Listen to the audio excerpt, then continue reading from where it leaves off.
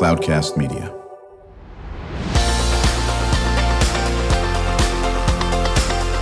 Drew Schlosberg Spotlight on the Community Show, amplifying the voices of social impact organizations, entrepreneurs, local nonprofits, and other community champions who shape the culture, creativity, and connectivity of San Diego.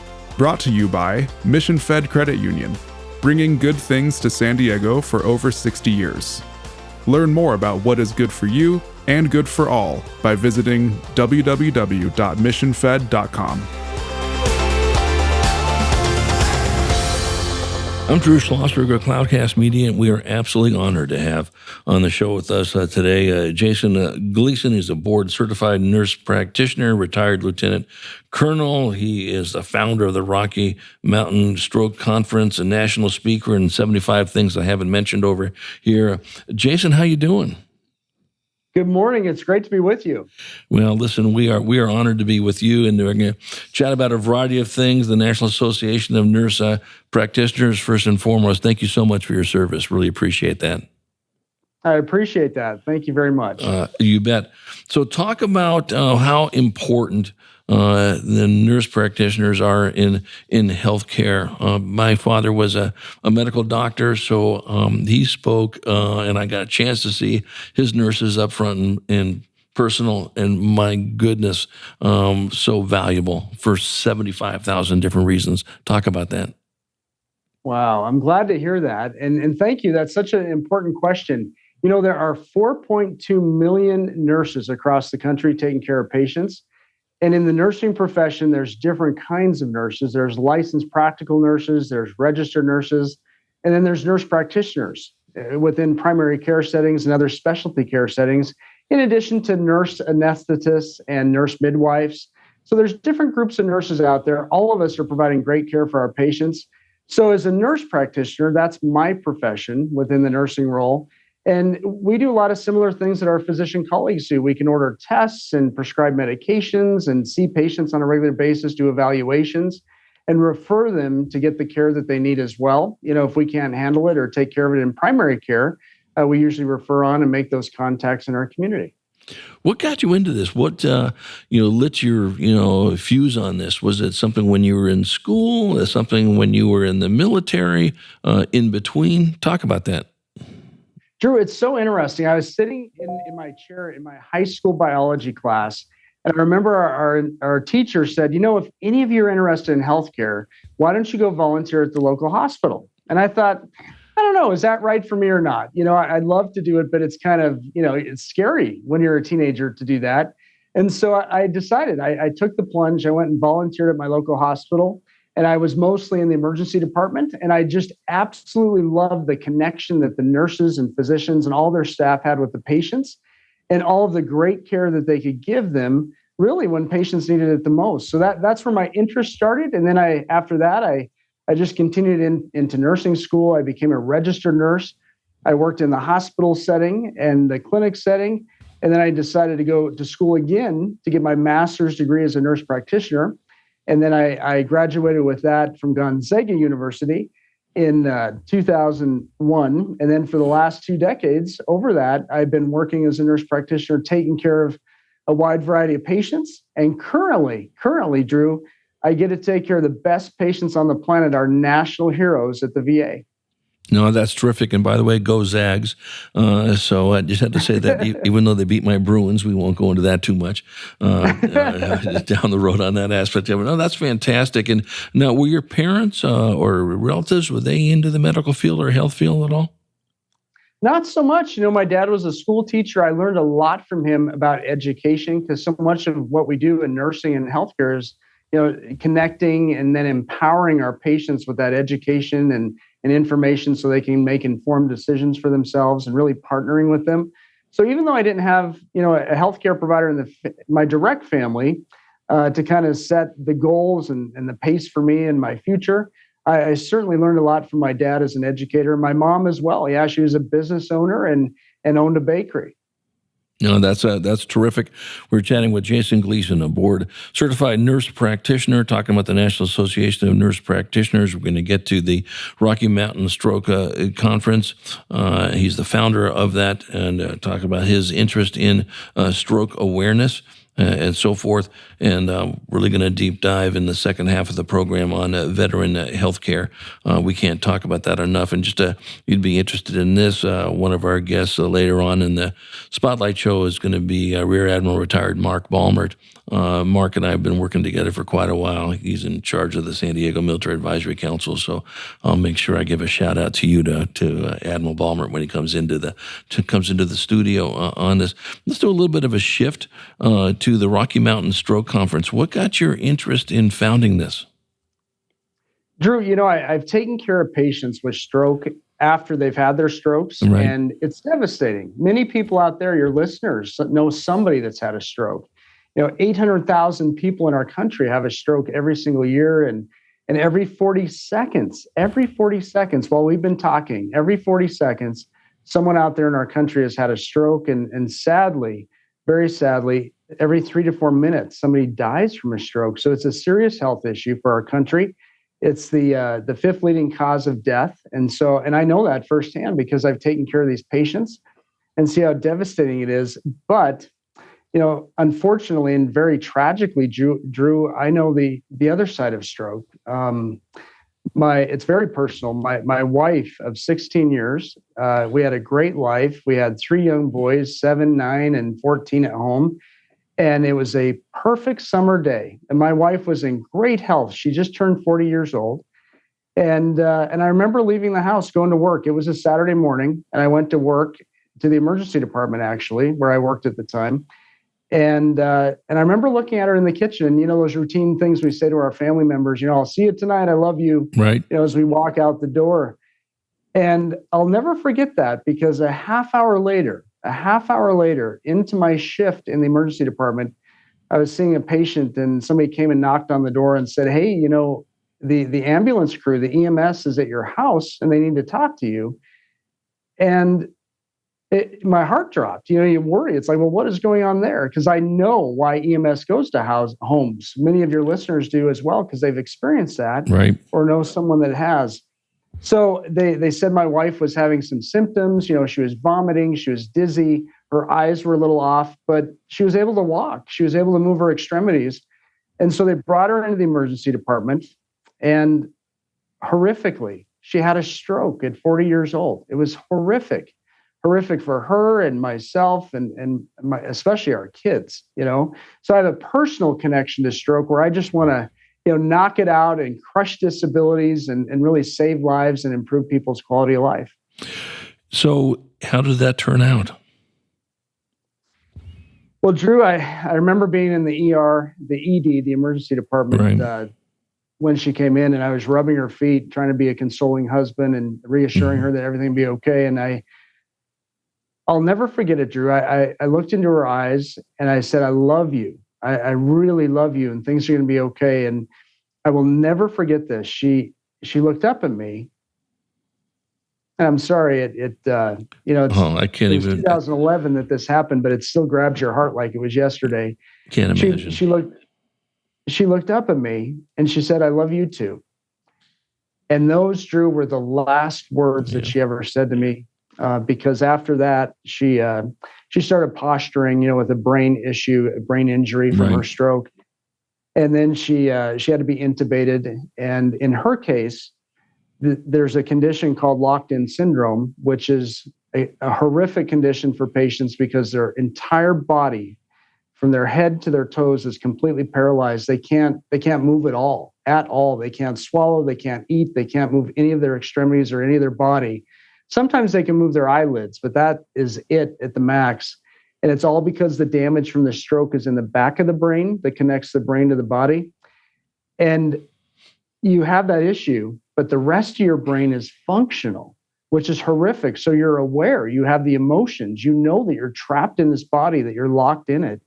And it's pretty rare with stroke, but it's devastating. And unfortunately, that's what she suffered. So she lived for another 29 days, and about 2 weeks of that time was in a wonderful, wonderful hospice house here in Great Falls where we live. And I say wonderful, not in the sense that it was a pleasant experience at all, but they really provided the care and love and support when we needed it the most. Well, I appreciate you sharing that story, Jason. Very emotional. That's an understatement of the world on this. But I mean, listen, this is why you're so focused on this, on stroke and so forth. We come back from break. I want to talk a little bit about that. Fifth leading cause of death. How much of this is preventable? You know that better than anyone, that yes, a lot of it is, and some of it's not. I get that. And, I don't know if there's a person that I've ever met that doesn't know of somebody that has had that.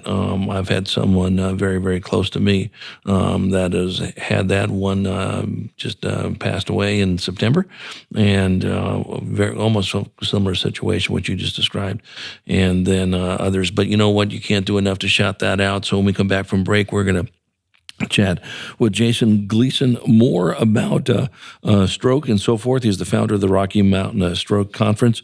He's a board-certified nurse practitioner. Chat more about the National Association of Nurse Practitioners. We'll also talk about his great work with veteran healthcare. We cannot do enough for veterans, like Jason is too. Thank you again for your service. And what we always do, when we save in the second half of the show, Jason, is what our listeners can do to support your efforts, whether it's in the nurse practitioner area, the stroke conference, or rooting on your Zags. It doesn't make a difference to us, whatever. We're going to be right back in a few seconds for some more with Jason Gleason. When you do your banking with Mission Fed, you get great rates on auto and home loans. That's good for you, but something good also happens for a lot of other people.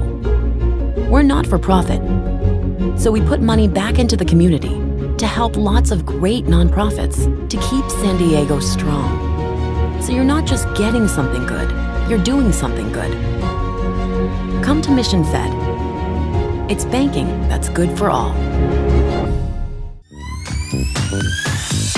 Brand amplification is the DNA of Cloudcast Media, and our code is the powerful blending of sound, voice, and storytelling to lift local brands and their communities. Whether it is our Brandcast, Schoolcast, or Causecast platforms, the unifying ethos is all about this community, the one you call home. If you dare to dream and want to explore the brand amplification of Cloudcast, a national leader in local podcasting and other Winfluence strategies, please visit us at cloudcast.us.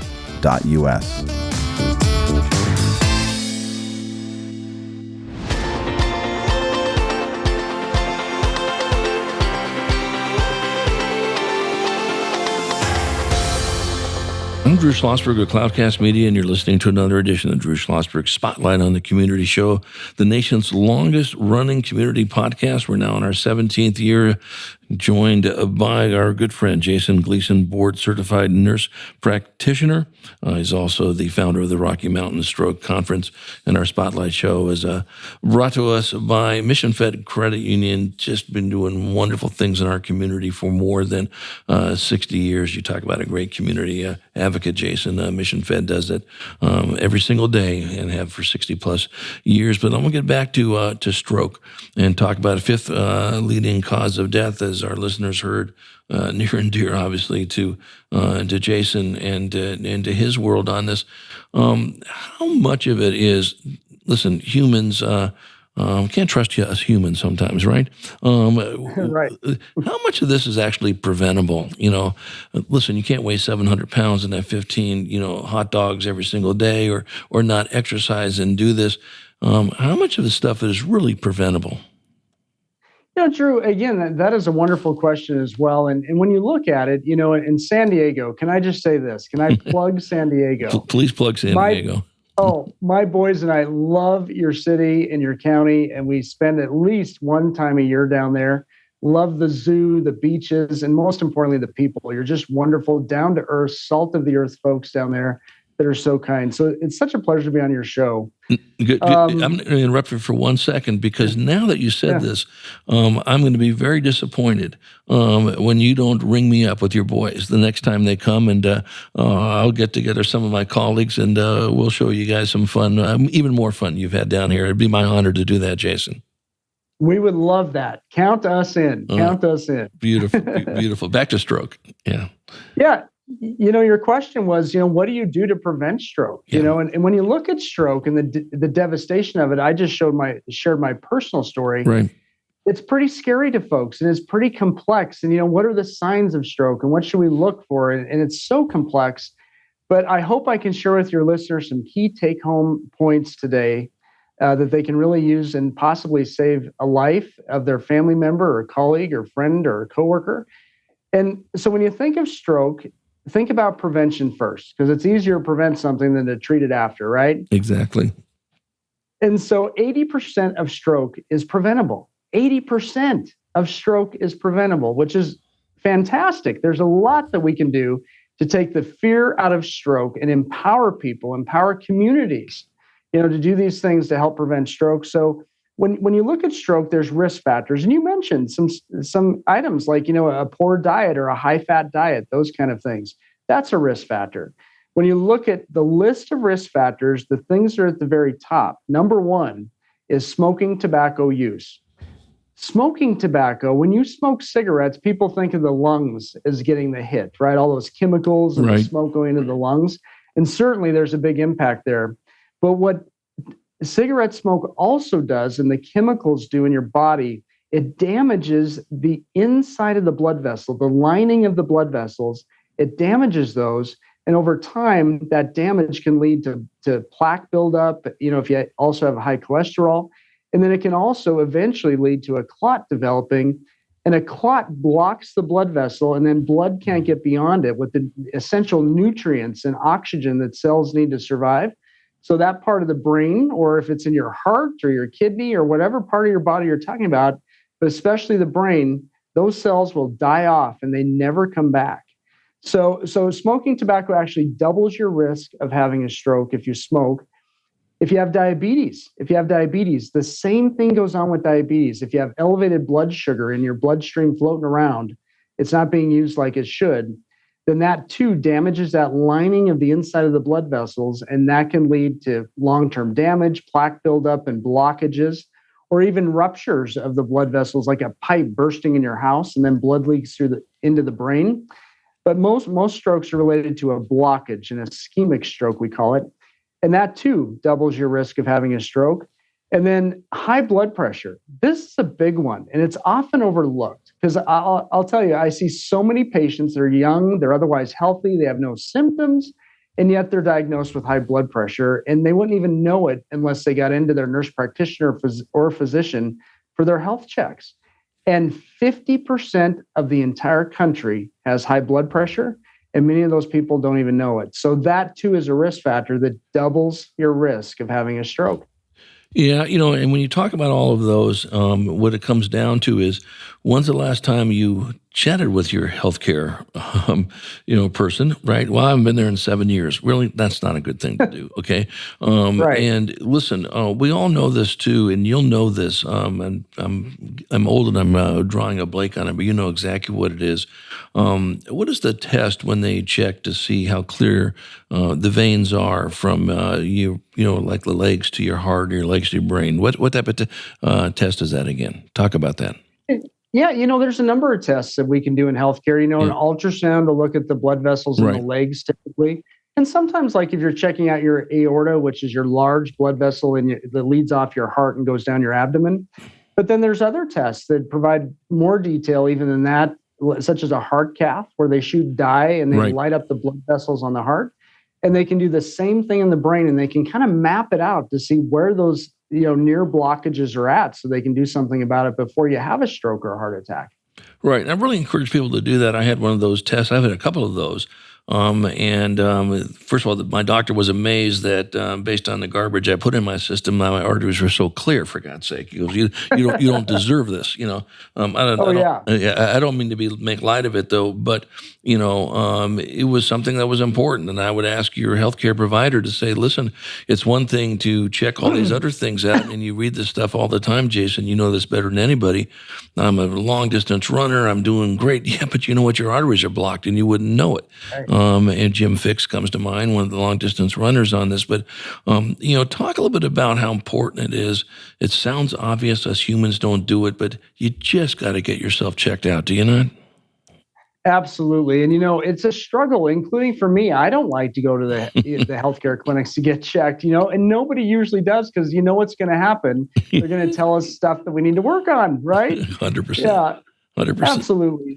So even though you put it off, or right. Maybe some of your listeners can't afford to go into a healthcare provider because it's expensive, there are services available in every community, including San Diego, where you can get the healthcare that you need.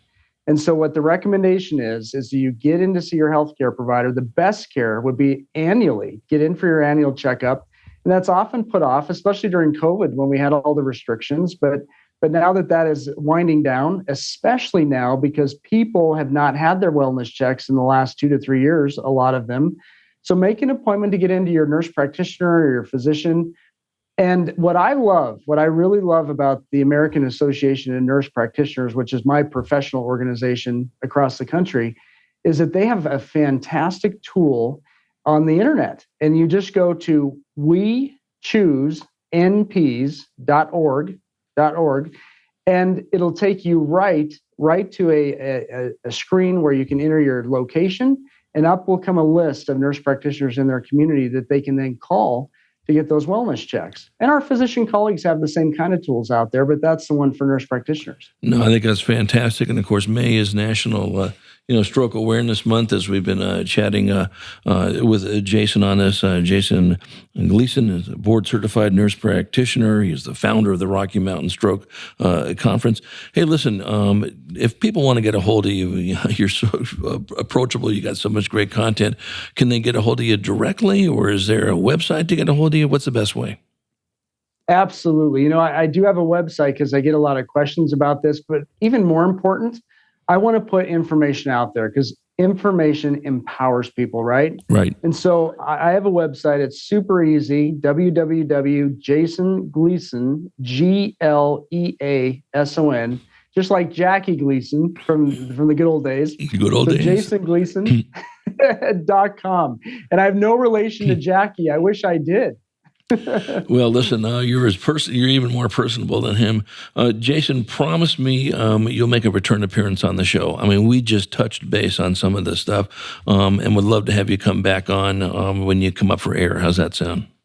I would love that, Drew. Thanks so much. I appreciate it. Thank you. And thanks to your listeners. Well, listen, it's our pleasure. And again, we didn't get to it too much because we'll spend more time next time Jason's on talking about veteran healthcare.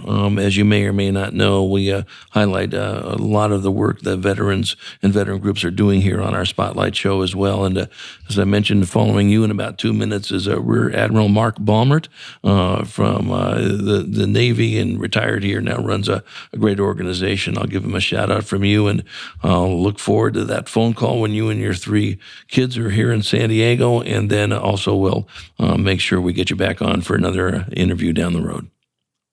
Thanks so much, Drew, and a strong salute to you and your next guest. I really appreciate you. I appreciate that, too. We've been chatting with Jason Gleason, board-certified nurse practitioner. He is the founder of the Rocky Mountain Stroke Conference. It's National Stroke Awareness Month here in May. I'm Drew Schlosberg, and you've been listening to another edition of Drew Schlosberg Spotlight on the Community Show, the nation's longest-running community podcast, now in our 17th year, brought to you by Mission Fed Credit Union. It's a beautiful, beautiful place. They've been doing great things for San Diegans for more than 60 years, and I'm sure 60 more years to come as well. Hope you enjoy the show. You've been listening to an episode of Drew Schlosberg's Spotlight on the Community Show, amplifying the voices of social impact organizations, entrepreneurs, local nonprofits, and other community champions who shape the culture, creativity, and connectivity of San Diego community. Brought to you by Mission Fed Credit Union, bringing good things to San Diego for over 60 years. Learn more about what is good for you and good for all by visiting www.missionfed.com.